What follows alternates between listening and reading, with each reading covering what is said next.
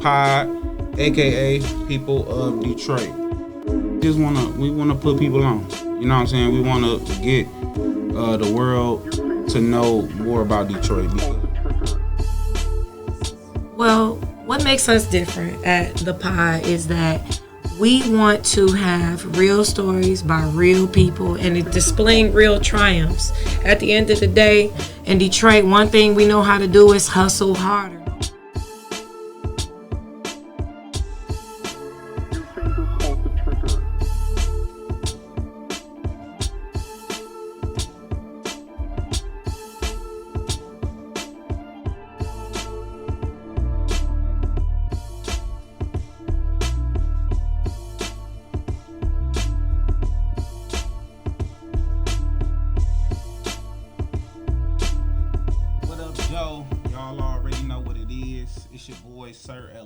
And it's me, your girl, Dahlia. And y'all in here rocking with the pod, a.k.a. the people of Detroit. And y'all know what it is. We got a very special guest today. And it's from the Detroit community, of course, holding it down.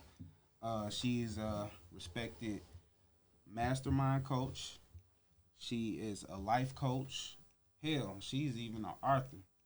You know, and she knows a lot of the ins and outs with just putting your business together, certain levels of, you know what I'm saying, more like leadership. And yeah. I don't want to stumble over my words. I'm going to let her talk. I'm going to let her talk. So, yeah, today we have Lanasia. Yes, Lanasia, Angelina. I'm fantastic. How are you? That's cool. I'm pretty good. It's been a very busy day, very busy week. Yeah. You know, so we glad that you could have came and stopped through just to chat with us for a little minute. For sure. You know what I'm saying? I'm excited to be here. No, yes, for sure. Thank you for having me. I appreciate it. So normally we start with our guests like, you know, what hood made you? Let's start. He like, we got it right here. Where hood you from? Like, okay, cool. What hood made you? You know what I'm saying? Well, actually, East Side for sure. I moved around quite a bit. A lot of people don't know that about me. We was hopping. But 48205, Red Zone. I'm from the East Side. That's where I lived the longest. So that's the hood I represent. Hey, y'all hear that? We everywhere with it. West, East, North, wherever. As long as it's Detroit, you know what I'm saying? Yeah. So in the beginning years, you know, growing up, what was something that, you know, what you wanted to do with yourself besides what you do now? Is there anything else that you wanted to do with your life? Yeah, I wanted to be, it's so many things. That's so funny because no one asked me that, so I don't think about it often. Well, I wanted to be a child psychiatrist. Okay. I've always wanted to help people. So I guess I've done a lot of bit of that with mentorship over the years. Okay. I'm having my own nonprofit for years. And then, you know, just always still pouring into you. People don't know this. I do a lot of that behind the scenes. But I also wanted to be a singer and a songwriter. I wanted to be a songwriter. I still write music from time to time. I write poetry. Okay. Like people, I like that because I don't talk about this side of me very much. I'm a writer. You got a pen name to the other side? Yeah, we need to know. I'm gonna have to get one. We gotta come up with a pen name. Right, we gotta get you a pen name. Y'all gonna have to give me one. I used to think I was gonna be writing songs for Beyonce, and who knows? It could still happen. Yeah, for sure. Like, Listen, it ain't no cap on that. It don't matter up until you 73. If you still write music, them checks, they don't show no discrimination. You right. Yeah, I'm like, the royalties don't play. I'm coming for you. Okay, yes. I love it. So y'all wanted to be a songwriter. Wow. That's super dope. So you done And thought people about probably this shit. I'm like, dang, I want to go write a song. I did want to do that once upon a time. I did. Yeah. But I always felt like I would be famous. Like, I always felt like, I'm going to be famous. Like, I don't know how it's going to happen. I just see it. Yeah. Now, when we say famous, are we talking like respected or like people hiding in your bushes with camera famous? Like which way which direction we talking about? Oprah Winfrey. Okay. Emmy Award winning famous. Yeah. Like daytime talk show. I believe that's still gonna happen. Okay, that's the goal. So, that's the goal. We don't want the paparazzi craziness famous. No. We can let them have that. Yeah, they can hide it. I'm cool with the chaos, the drama. I keep it to a minimum. You still want to be able to go to the grocery store or have your dinner at a restaurant to not be disturbed. No, I'm not going to the grocery store. See, that's the problem. Okay, you know what? I'm going to not be going to the grocery store. You know what? I'm trying to be that famous. I'm going to tell you something. I got Instacart pretty bad right now. Yeah, I went to the grocery store the first time. I went there for the first time recently in a while, and it just felt so exhausting. I done got spoiled. Instacart take all my money. Yeah.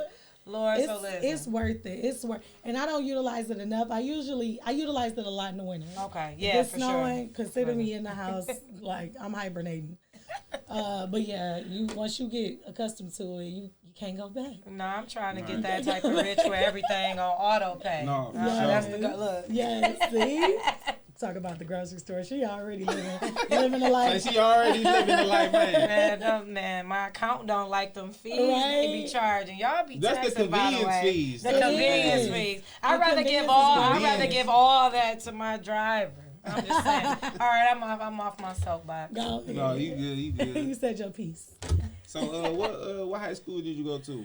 I actually didn't go to DPS schools. I went to Heart Academy, which is a health education and related technology school. We got CNA when you graduated. I went there for 3 years, and then I graduated from Michigan Collegiate.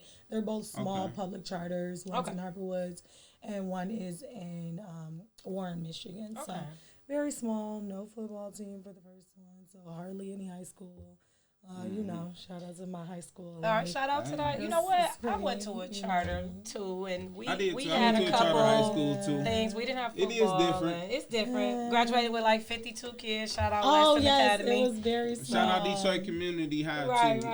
All right, so y'all understand the struggle. I understand. We did it for sure. I understand. We barely. People teasing me. That ain't no real high school. Yes, it is. Barely. Well, we did boss up over the years. You know, so when I first went there as a freshman, over the years they bossed up, got another. So it's like it's bigger, but I still don't think we got a football team. You know, stuff like that. Yeah. But it's all good though. Shout out DCH. You know, my alumni. Right. You know what I'm saying? So you know, before, because you started doing your business now, you started early. Yeah. You was like 19, 20 or younger than that? Because you was doing the Boys and Girls Club. Yeah, the nonprofit. So, when I came home from college, I was actually, so I've always been a solution-oriented person. So I was actually going through a little breakup at the time. So I was like, only a million at the time. At the time, it seemed like the end of the world, and you're like, oh my gosh, I'm so glad it ended. But I was going to school part-time. I was working part-time. And after like 2 days of crying, I was like, girl, you got time on your hands. Go find something to do. Okay. So I started volunteering at the Boys and Girls Club and fell in love with it, but they weren't paying enough money. So I was like, look, y'all, I got to get a car. I got to get another job. As soon as I get me a car, I'm coming back. So I got me a better job, got me a car, and I went back. And I was volunteering and started a dance team. The dance team turned into, started a step team. Step team turned into a dance team. Dance team turned into a mentorship program. Mentorship program turned into me starting my own 501c3 and, partnering with Boys and Girls Clubs and DPS high schools to just develop develop leadership abilities and, help young ladies to establish a foundation of self-esteem. And that lasted for up until I was 28. Actually. Oh, wow. So it ended up being work that I did for a very long time. I remember making like 250 cupcakes for the Boys and Girls Club. Like, you wasn't playing. Like, I used to be like volunteer queen back in the day, and nobody knows this about me. But I've always just had a passion for people. And when I was helping the youth, their parents started to come to me for help. My business help. And to be quite honest, like, they seen what you was doing with them, they like... Yeah, they're like, I need some help too. And at the time, to be just completely candid, like, I knew how to develop programs. I knew how to facilitate. I knew how to mentor. I knew how to make a difference in people's lives. I did not know how to run a business. Because a nonprofit is running a business. You got to really know how to, raise money. And, that's different from LLC. Them things is way more complicated. The organizational structures is different. It's way more complicated than trying to... It's not really that complicated, but if you're not opening your mouth and asking for the help, then you won't get the proper guidance. And that was a limitation that I had at the time, just to be completely honest with you. So I wasn't asking for the right help, so I made a decision to say, look, either this is going to implode or I have to dissolve the partnerships and leave with my dignity. Understandable. So I dissolved my partnerships, but I had already started coaching at the time, and I was helping people to develop their businesses. But what I realized was like, I don't even like helping people to develop businesses.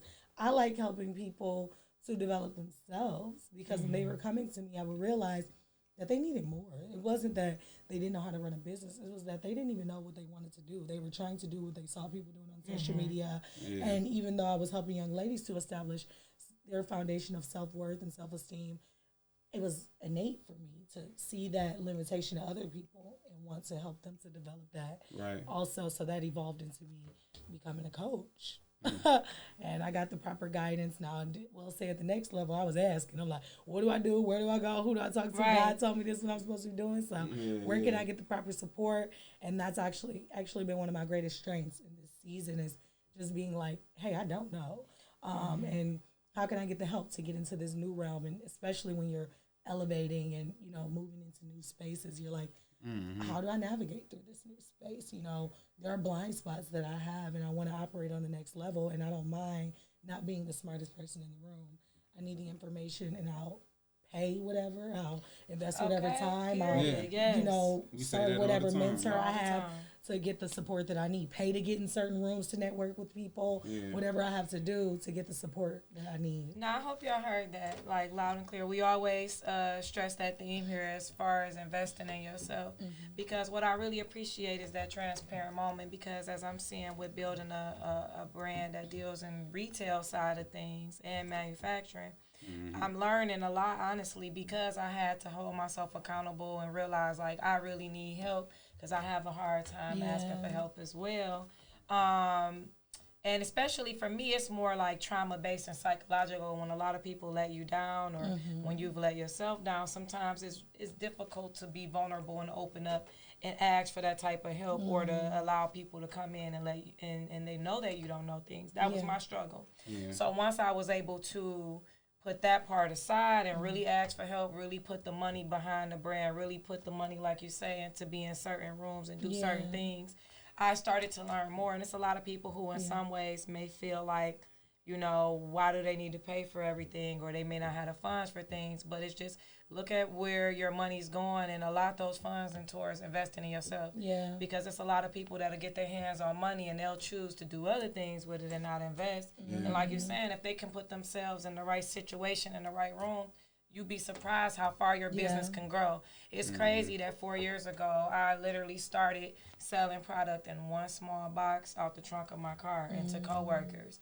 And then it evolved into something else every year, and then business shut down twice, and we brought it back again and again. But it was just simply because of what you're saying, not being afraid to ask for help, not being afraid to invest into yourself, your passion, you. So thank you for that. Yeah. Absolutely. Absolutely. And people need to hear that. There's so much, like, because of fear. So many of us operate out of fear, so we feel like we need to pretend we have it all together. When really that vulnerability is the most powerful thing that you can show up in, to just say, like, because that's going to elevate you.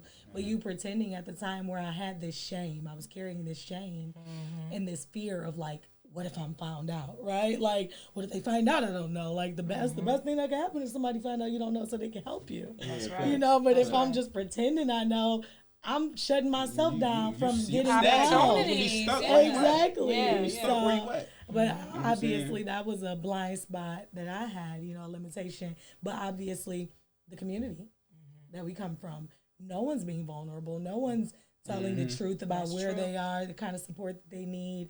You know, in the Black community, I'm told I have to be strong. I got to keep it together. It's best about looking away. Looking away. And then no one is creating anything that's long lasting, because we're all pretending. And when you just start to realize that the pretending is really holding you back, then you're like, I don't want to be here next year.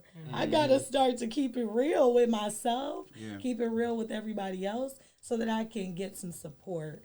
And honestly, it has been transformational for me, just really taking off the facade, you know, but that came from me overcoming the fear. We lie because we're ashamed. We lie because we're afraid, and really it's nothing to fear. You know, it's all created inside of our mind. But like you said, like the trauma, like people not only experience trauma from being let down, we're experiencing trauma from, you know, the judgment or the criticism or the rejection that we've experienced. So we're like, I don't want to be rejected because it doesn't feel good. I don't want to be criticized. I don't want to be judged. But so I'm just do everything myself. I figure it out. Like right. And what you realize is that the people that are judging are, number one, the people that wouldn't even step out of their comfort zone and try something new if their life depended on it. That is facts. People that are judging are the people that got time. The ones that see you trying and see you failing, they understand what it takes. So they're going to pull you up because they're like, I know it takes courage to fail that many times and keep trying. But the ones that are laughing and pointing, they ain't trying nothing. They're going to be in the same place next year. So, in the midst of you going through your trials and tribulations, because I know everybody has, you started off doing work with the Boys and Girls Club. You got very close to the Boys and Girls there and did a lot of things to help out, bake cupcakes, you know, etc. Yeah. And like as you said, the parents came to you and they started to ask questions about, you know, how could they help their life in this, you know what I'm saying, in this certain realm. And once you started doing that, is that when you started realizing like you could branch off from what you're doing to create your own like entrepreneurial, you know what I'm saying? Well, interestingly enough,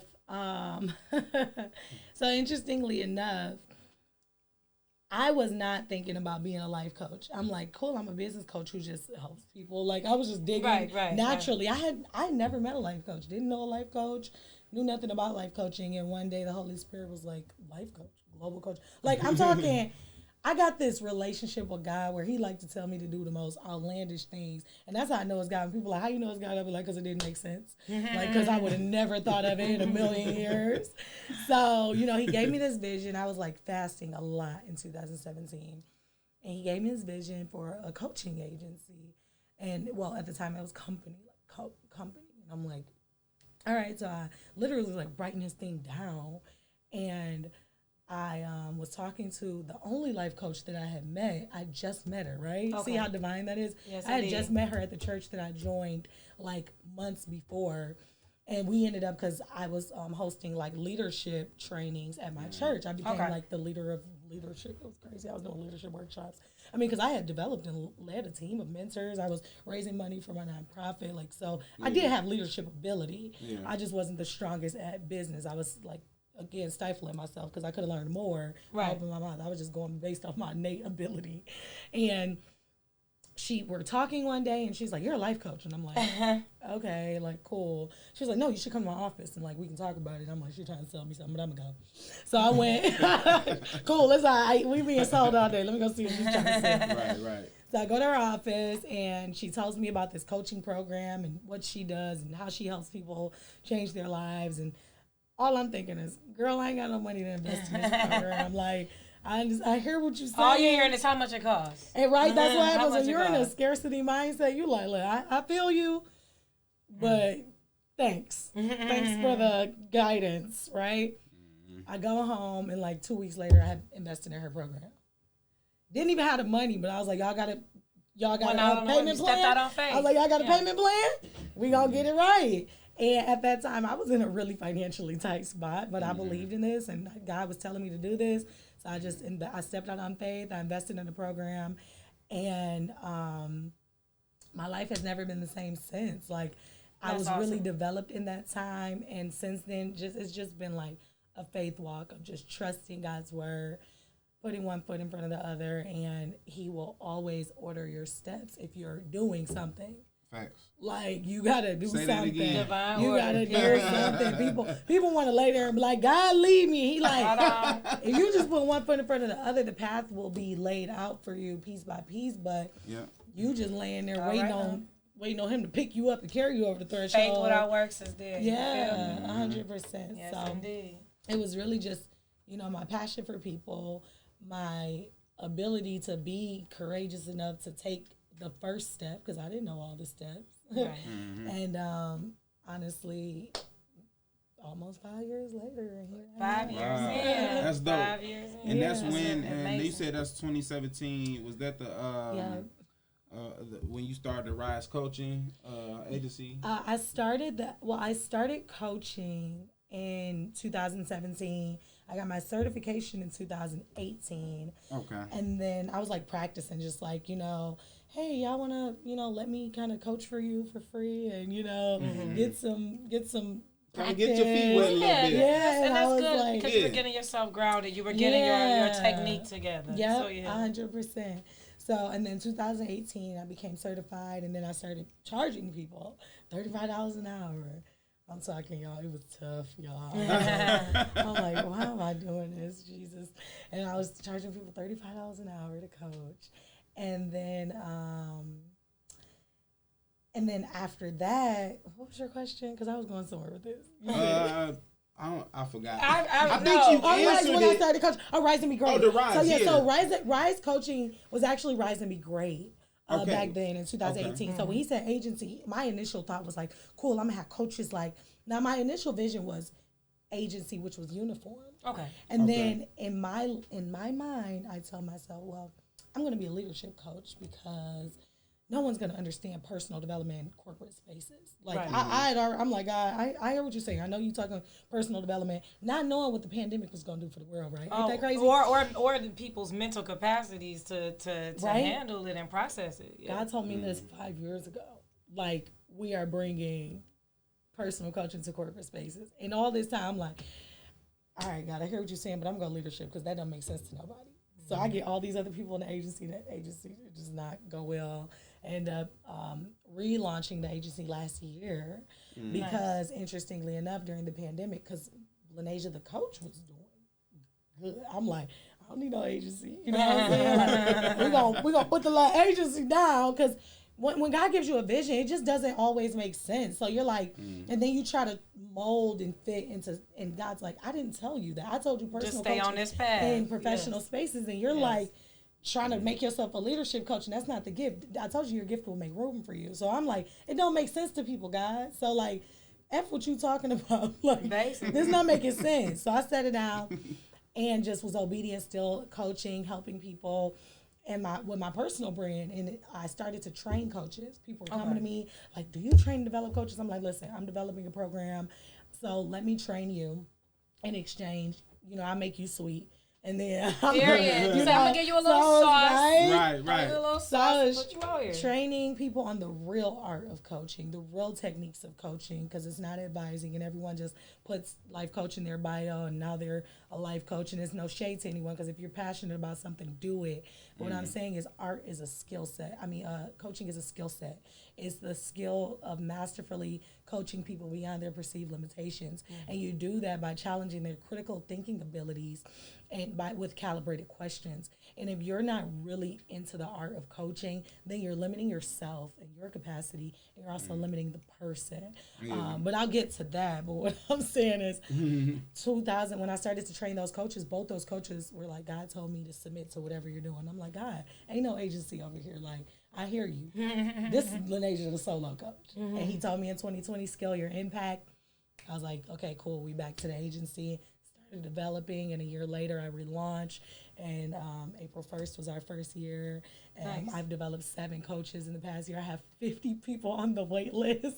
You're cranking out coaches like a factory, no? Yes, it's amazing. Blessings. I'll be opening the doors again in May for the coaches that are on the wait list, training and developing. Life Coach University is coming, which is an extension. We're getting into corporate spaces. Like, it's amazing how God works. Yes, indeed. Okay, and then, it's pretty neat, too, that, it's a sister out here going crazy with developing coaches. And I understand because I can feel your passion as you speak about your craft. Because you real passionate. I can feel Thank you. About what you were saying.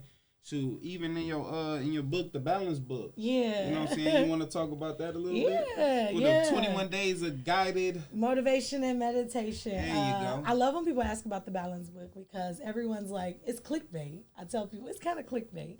Because when you think balance, you think like getting your schedule organized and like doing everything so perfectly, right? How realistic is that? Right? So, it's actually a coaching tool because the balance happens in your mind. If you can really get a hold of what's going on here, then it helps you to navigate through the inevitable challenges that are going to come, which will allow the balance to take care of itself. Because the balance is really just regulating like the internal self, and also being able to have this enhanced sense of self-awareness and, increased level of emotional intelligence that helps you to show up as your best self to maximize any moment, regardless of what it looks like. I'm a balanced individual. I didn't balance my schedule because it doesn't work that way. You work on the internal, which takes care of any external scenario. I mean, it's definitely all about perspective for sure, because what you're saying is similar. What I'm about to say to bring in my point is, it's like you changed your focus, and it's even like how we think about, for example, money.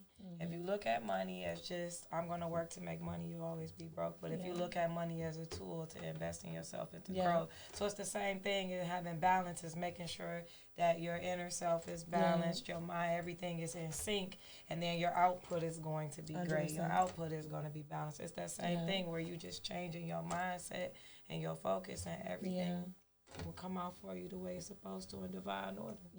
100%. I appreciate that. Absolutely. Nah, that's your first book, correct? That you worked on. You got another one coming this year, correct? Yes, I do have a y'all be doing that research. Cause that mean y'all was in the captions like, okay, cool, she got another book coming. I've actually written 3 books. Okay. I've written 3 books. I've published 1, and I'm working on my 4th right now, which is called Stop Playing Small. And that's an affirmation to myself. It is going to be a very transformative book for so many people, because the day I decided, like, I deserve to have more. I deserve to become more. I'm on a mission to do more. Look, I give you some snaps. Okay? Sure, and I can't do that if I'm not stepping into my greatness. Y'all hear that? Like, yes, I got to be bold. I got to be audacious. I got to be, like, excited about bringing out every great thing that's inside of me. And a big part of that is identity. Identity is really a big foundation, is the main foundation of the work that I do. Because every decision that you make is a reflection of how you see yourself, how you see yourself and how you see the world, which is your belief system. So if I didn't when I was seeing myself as deserving of less, I was choosing less. I was accepting less. I wasn't demanding more from my life. But when I decided I was deserving of more, I started to, like, change everything. Like, hold on, you don't deserve to be over here. Period. Start changing the rooms you in. Okay, listen. So Stop Playing Small is coming. It is like a plea to everybody to, like, this is a plea for you to not waste the time that I wasted, not seeing myself, not seeing my greatness. Yes, and I'll tell this story. One story I tell in my book is when I was 23. So a lot of people were looking up to me, admiring me, because of the impact that I made in the space, in the nonprofit sector. I mean, we impacted the lives of over 2,000 girls in a short time. Right. And people were really, looking to me for support and wanted me to network with them and stuff, but I did not see me. And I'll never forget that I was invited to an organization in Detroit. I won't say the name, but I was invited to this organization, and they're like, we would love for you to be a member. And I was so excited. I got all dressed up. And I tell this story in my first chapter called The Imposter Songstress. In my book. And the reason why I call her a songstress is because it doesn't show up one day and tell you you're not good enough. It's a song. It's a mood changer. It's something that you're reciting inside your mind all day, telling you, like, you're not good enough, you're not qualified, you're not credible.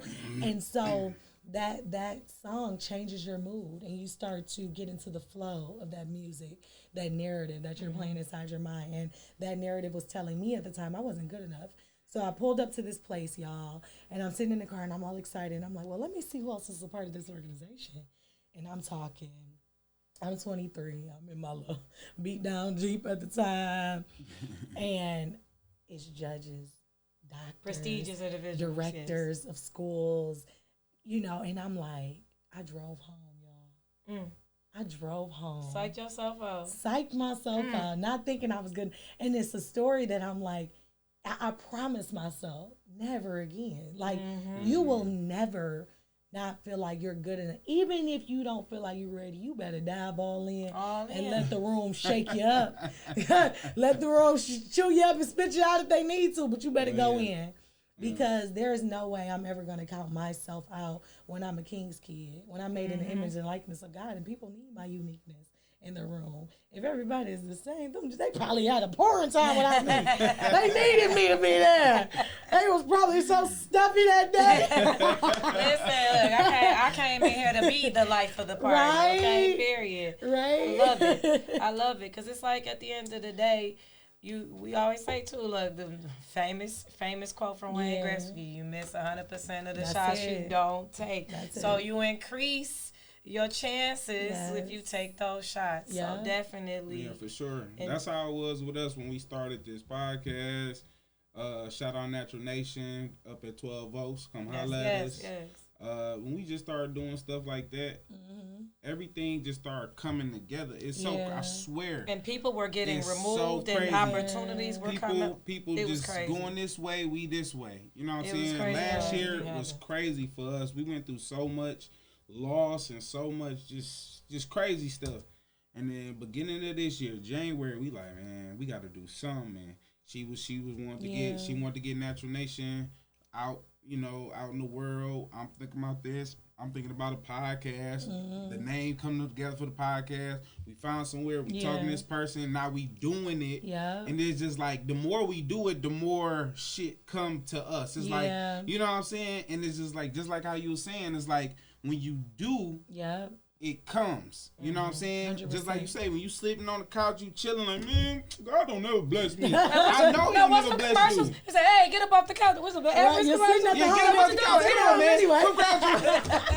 He be like, all right, wait a minute. I swear, that's facts. That's facts. So you got to, whatever you want to do, you think all these people that's famous, from Jay-Z, Lil Wayne, all these people, you think they got there bullshitting? You know what I'm saying? It's like people want that spot but don't want to work for it. People want to be famous but don't want to put the work in. It's crazy. That ain't how it goes. The only thing that's different between us and any other mogul out there is execution. We all got the same 24 hours. I promise you, no matter how much money they got, they don't get 30 hours. They get 24 in a day, every day, just like you. Just like me, Lanasia, and Sir LA. So at the end of the day, and again, how you utilize that 24. Everybody out there that's watching this right now, this is not trying to beat down on nothing. We're not trying to beat down on our self-esteem. We just trying to spark experience. That flame. We just trying to spark that flame for you to get that confidence to want to do what you want to do. Because we doing what we want to do. And we trying to make it big as possible.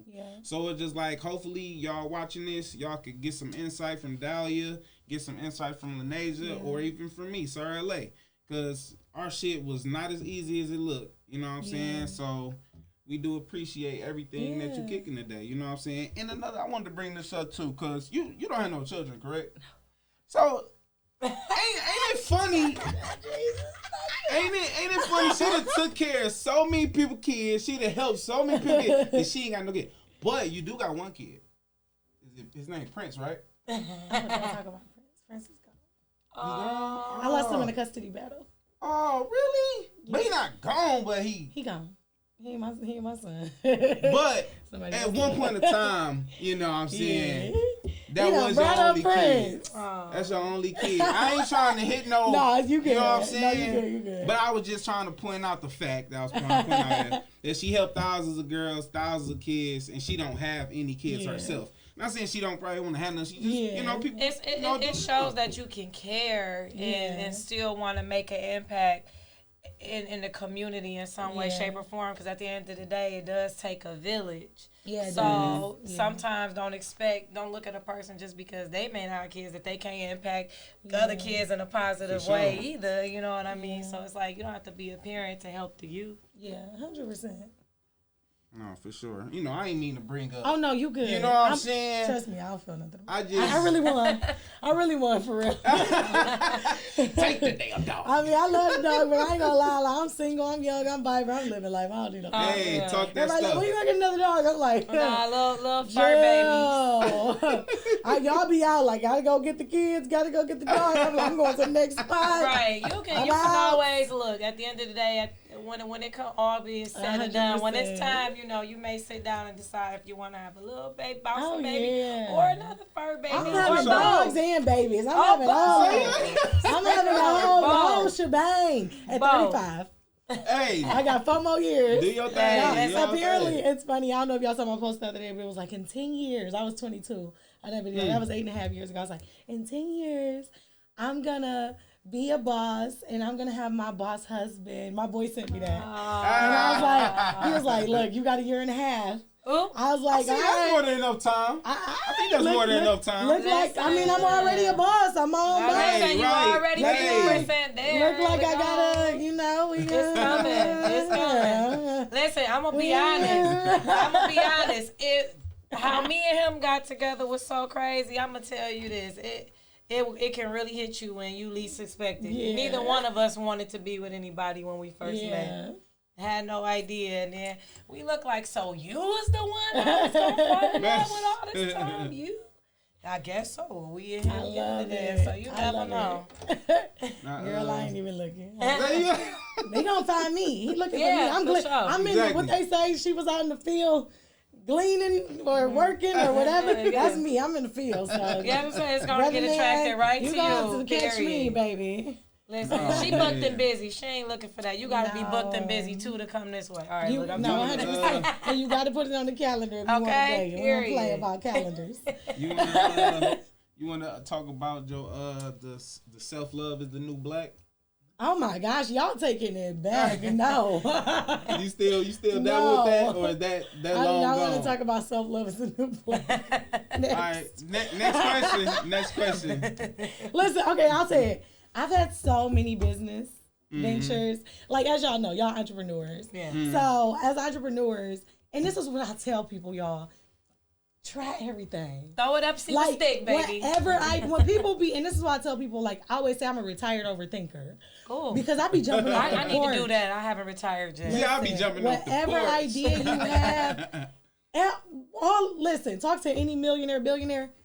I bet they got a million ideas that they was like, yeah, that was a business. That was a business. Oh, yeah. That one flopped. That one, I sold that one. Mm-hmm. That one didn't make any money. That one went bankrupt. And that's, you just got to keep it pushing. So I've had a few businesses, a couple t-shirt lines. But that's why we here to talk about it. You know what I'm saying? Because you've had so much and to become what you are today, that just shows the levels that you had to pass to get to where you are. You know what I'm saying? So self-love is the new black lasted.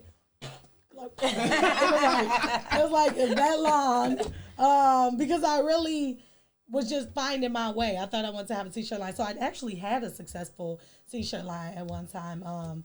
It was a branch off from Pretty Girl Campaign, which was my nonprofit. Okay. And it was like Pretty Girl. And people loved them, but I didn't have that work ethic back then. Understood. And I just stopped selling them. People would be like, you still sell them? I'm like, no. Like, like, no, I'm not selling these $45 sweatshirts no more. And I just stopped. Like, I would always just start things and stop. I was a makeup artist. Like, you were finding your way. I was a makeup artist. And I was not that good, but I look at all other makeup artists, and they were terrible back then. And they were like top tier. And I'll never forget. This is when I stopped being a makeup artist. Let me tell y'all how fear do. I was doing people's makeup. I had done like a few people for prom that year. I was like 18 at the time. I was young, and I'll never forget. A young lady from high school was like, "Can you do my sister's wedding?" Oh wow! And I was like, "Hell no!" Like, no, I'm not good enough to do no wedding. I stopped doing makeup. Wow! Isn't that crazy? Just on her asking you y'all, fear is a mother. Oh man, you pulled away from the scene again. Rich. No, look. But hey, yeah, like it's like because you heard prom, then you heard wedding. It was like that next level. When people say like fear of success or fear, like I never even acknowledged it at the time as being fear. But I was like, Lanasia, like the anxiety was like, you are not good enough. Like, no, don't even try it. And I could have done a terrible job. And I would have been better off doing a terrible job and getting better. Like I preach to people now, like, refine as you go. Like starting an agency. I don't know anybody with an agency. Like, and well, let me tell y'all, I've been getting in a room with so many people that have done what I do, and I didn't even see one. So having an agency, starting it, growing it, having more people wanting to come in, it's like, listen, don't think it's an easy thing to do. But I jumped off the porch and said, I'm gonna refine as I go. Right. So as I'm growing, I mean, I'm helping other people, but I'm very patient, I'm very strategic, and one thing I learned from my last CEO, he is the CEO of United Wholesale Mortgage. His name is Matt Ishbia. He's an exceptional leader. Shout out, Matt. One thing that he taught us was like, fail fast. Like, hurry up and fail. Like, so the worst thing you can do is take forever to fail. Hurry up, fix it, fail again, fix it. Like, y'all don't even know how much I be failing, refining, fixing. But I don't stop. You gotta just like stay in motion. I like that. You know, you gotta hurry up and keep failing, figuring it out. Matt, dog. He dropping gems, For dog. real. Yeah, That's real. Yeah, you got a billionaire. People like, talk why about prolong a fail. You know what I'm saying? Yes, just get out the Band-Aid up. Hurry up. Fix it, then come. You know what I'm saying? And then that goes back into that solution-based mindset and coaching 100%. that Lanasia and Angelina discusses. So you definitely want to make sure y'all following this sister, getting those books, you know what I'm saying, all those gems. Yeah, for sure. Thank you. Yes, shameless plug. I like Shameless. that. I want to ask a random question. Oh man. It ain't even crazy. He it ain't even up, crazy. I don't know what you about to pull up. Like, It you ain't pulling stuff out crazy. the bag, you gotta watch He it. gonna bring my ex-boyfriend from 21. Like, so what about? What happened to that guy? I did see a picture of him though. Didn't? And you didn't. I did. Never. I did. Nah, I'm sorry. I'm like, I'm supposed to be. I don't know who she's talking about. I was confident. Like, No, I just Nice try. He He tried to it. get you scared over here. Nothing too crazy. I just wanted to ask you a question about two people. What does the names Joe the Giant and Latoya Early mean, like, to you?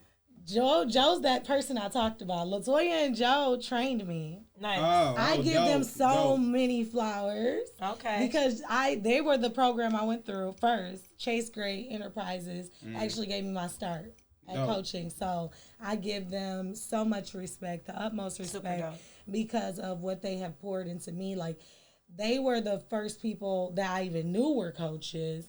And they were also, what I love so much about Latoya's programming is it's also spiritual. Nice. So just being able to really lay that foundation for me and really teach me the art of coaching has set me apart from many other coaches. Okay. That's super dope. Oh, dope. How do you know them? Well, I just did a little digging. Oh, he's so funny. I'm thinking he know him. He been on it. Like, y'all some researchers. Okay. I want to ask a question. Y'all funny.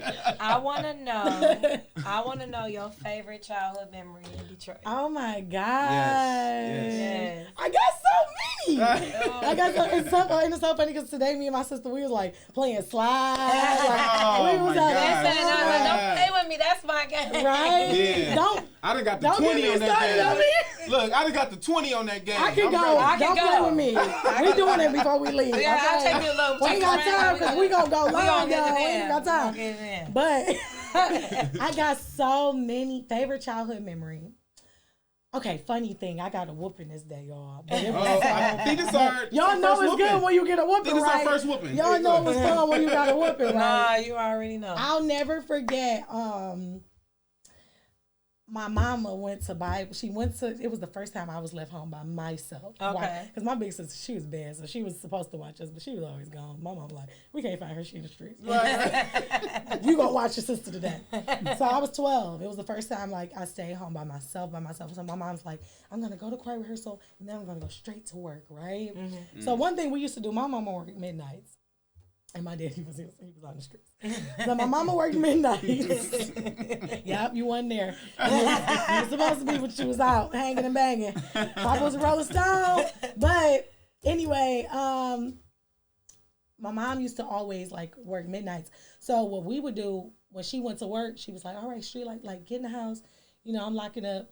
But every time she left, we went back outside. It was like the normal routine. Like, oh, mama gone, all right, let's go back outside. So dangerous. The 90s. Kids, don't do this at home. Right. That's the 90s, so they ain't got to worry about it. Yeah, don't do this. It's a terrible idea.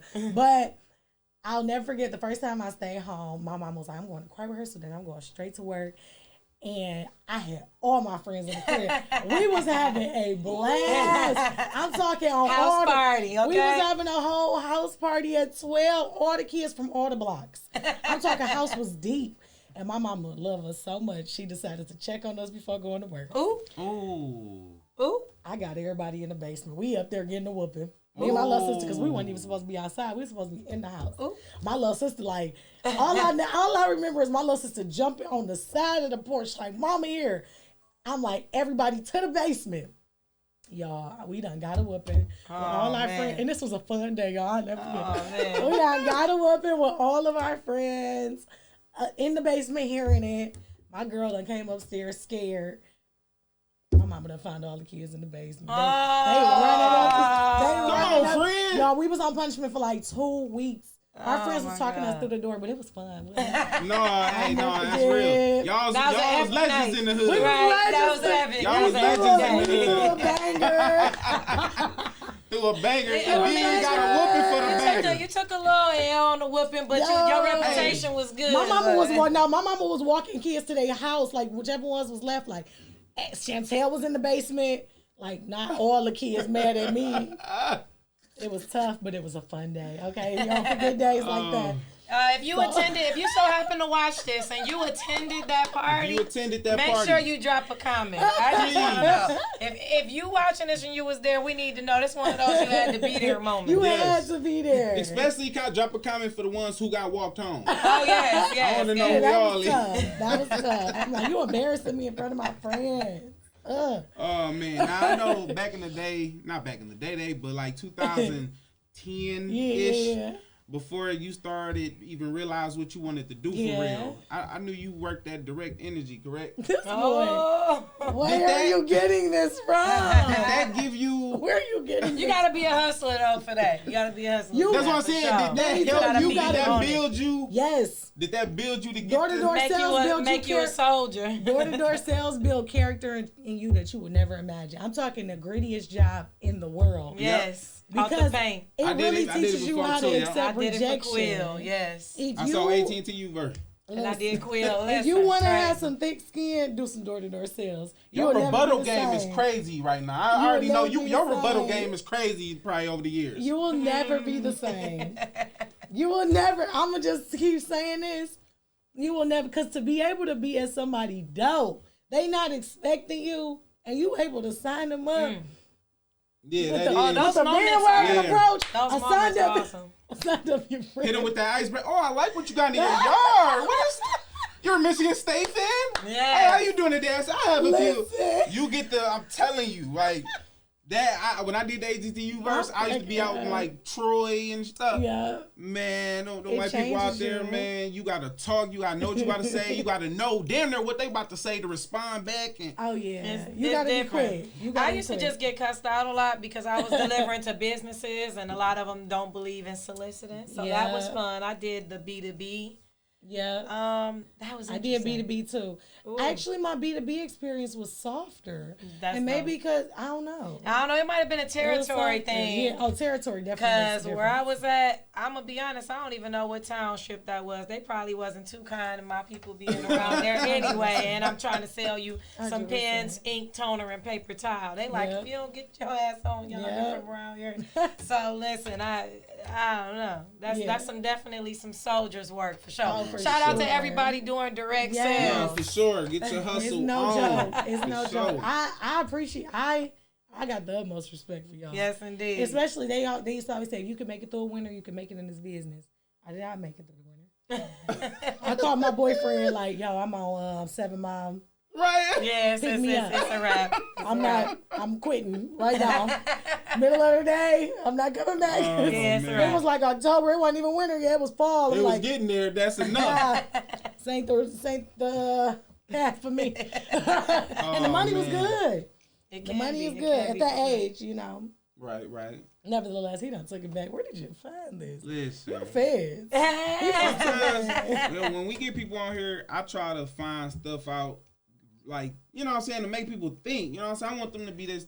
I want this to be their best interview they ever had. Mm-hmm. So every interview you probably look at on our page, on our YouTube page, is like everybody has said that. It's not been one day. Yeah. Nobody has said that. Like, don't nobody ask me about that, but. You know what I'm saying? Yeah. It's all about having a meaningful conversation. Yeah, for sure. Yeah. But do you want to tell the people about any upcoming things you're doing? Yeah. Or, you know what I'm saying? Yeah. If you are, currently I have Activate Your Greatness, which is my group coaching program. I also do monthly challenges, which people have really taken to. It's 30 days of self-mastery. Nice. And it's 5 a.m. coaching calls for 30 days straight. Saturdays and Sundays too. No joke. You get mindset coaching every morning. You get access to a habit share where you can actually build the momentum, because I always tell people, we don't know if it takes 21 days or 66 days to develop a habit, but I'll tell you that if you are consistent for 30 days straight, that you will definitely develop a new mindset, because you will see yourself differently, because your habits reshape your identity. So if you're doing things differently, getting yourself into a different motion, then it's going to help you to build a healthy momentum, because your identity has shifted. Right. So that 30 days of self-mastery has been life-changing. Nice. Frame Will has been a part of it. The next one is coming in May. It's only $35 to join that. Also, my Life Coach University is coming. Open enrollment is coming very soon. This has been the most anticipated program ever. And I'm super excited, because I am all about developing people, and being able to develop coaches is going to really transform the world, because I can't coach everybody. Right, the more people understand the technique, the art of really like skillfully coaching people beyond their perceived limitations, the world can be a better place. Okay. And June 30th, I am having a retreat. Listen up, June 30th. Full day retreat. It'll be like a half a day retreat. For women, I'm only accepting 30 people, but it's called Activate Your Power. You're going to be able to activate your profit, activate your purpose, activate your personal brand. I have some amazing speakers that are going to be a part of this experience, and you do not want to miss it. If anyone knows me, then you know any experience that you ever have with me, you will never leave the same. You're going to see yourself differently, and once you see yourself differently, your decisions shift. And there goes your life shifting in an upward trajectory. So you definitely want to get connected to me, because I'm committed to being able to help you see yourself differently, so that your world starts to follow suit. Cool. Love it. That was beautiful. That's very dope. Thank you. Yes, indeed. And you got also, me want to go to the retreat. Yeah, I was about to say, that sounds like something. You gotta be at the retreat. Yes. You gotta be there. I think I'll be. Yes. Yes. So, I know your social handles. You want to make sure. Website, Lanasia Angelina. everything. Lanasia Angelina on all social platforms. Lanasia Angelina is my personal site. Rise Coaching Agency is my business on all platforms. And if you're looking for a coach, I have licensed therapists, mental health coaches, mindset coaches, wellness coach. In my agency, it's not just me providing support, it's putting other people in position to be able to use their gifts to provide support. Yeah. So any support that you need, stop trying to do it alone. We cannot get to our greatness by just staying in our comfort zone, by feeling like we don't need support. It is the season of getting someone to grab your hand and take you to that next level. And my team is on deck and ready to support you. So. Hey, y'all hear it here first. She got everything you could possibly need. Check her out. She is most definitely everywhere. We greatly appreciate you stopping through. We want to give you your flowers. Thank you. Your black for flowers. all you do for the community. You supporting people in the community. Even since you was a 19, 20, before then, you just been helping. That's all we've been talking about is you helping. Thank you. So, that's big. And if we get more people like you, the world could most definitely be a better place. I appreciate that. We thank you for stopping through and rocking with the pie. Y'all already know what it is. In the meantime, in between time, it's your boy, Sir L.A. And it's me, your girl, Dahlia. And y'all know what it is in here rocking with the pie, a.k.a. the people of Detroit. Shout out Lanasia. You feel me? We outie. Peace. you.